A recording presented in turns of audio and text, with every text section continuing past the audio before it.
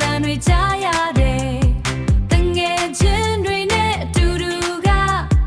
ဒီနေ့ဟာပျော်စရာအကောင်းဆုံးနေ့ Hey ရေစက်တွေကြားမှာပျော်ရွှင်မှုတွေဝေမျှကြမယ် Hey အချမ်းရေလိုပဲအချစ်တွေစီစဉ်နေအချမ်းနဲ့တင်ပါပျော်ရွှင်ပါစေ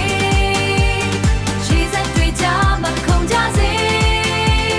ဘတ်တော့ပန်းလုံးလာတွေဖြစ်စေဒီနေ့တင်ပါအိမ်မက်တွေဖြစ်စေ